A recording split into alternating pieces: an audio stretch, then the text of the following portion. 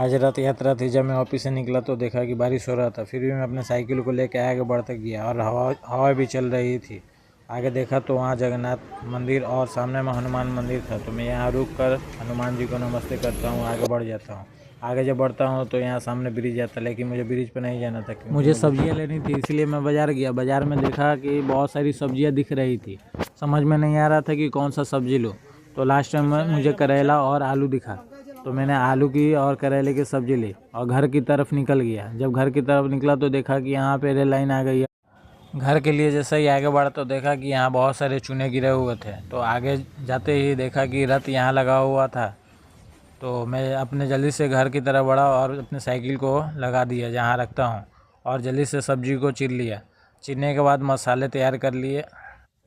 मैं करेले को और आलू को अच्छी तरह से भून लेता हूँ। भून लेने के बाद तो कढ़ाई में जीरा का फ़ौरन दे देता हूँ।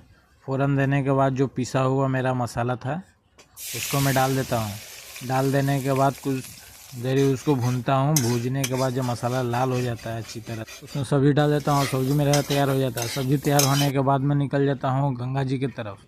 तो गंगा जी यहाँ आने के बाद खूबसूरत नज़ारा देखने को मिलता है।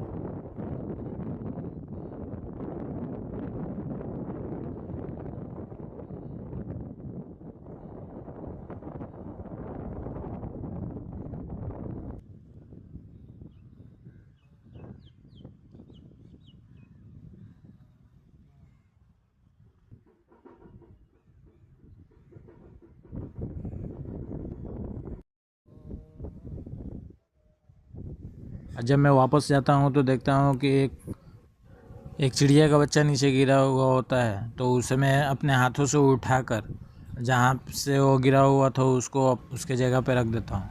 रखने के बाद जब मैं वापस जाता हूँ तो वो मेरे तरफ गौर से देखता है।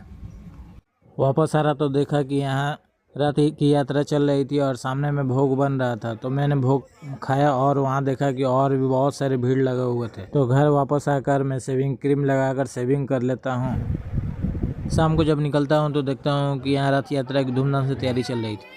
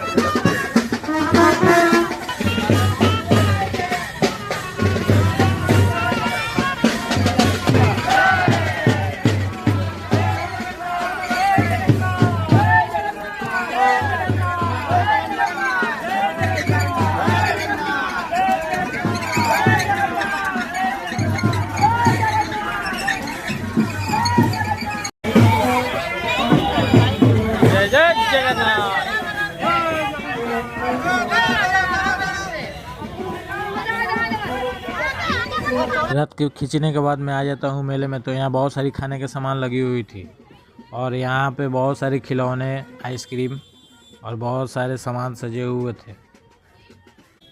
आगे बढ़ कर देखा तो यहाँ जलेबी छना रही थी, जलेबी और पापड़। यहाँ के बहुत खूबसूरत पापड़ दिख रहे थे। शाम को रथ यात्रा ख़त्म होने के बाद यहाँ भोग वितरण हो रहा था।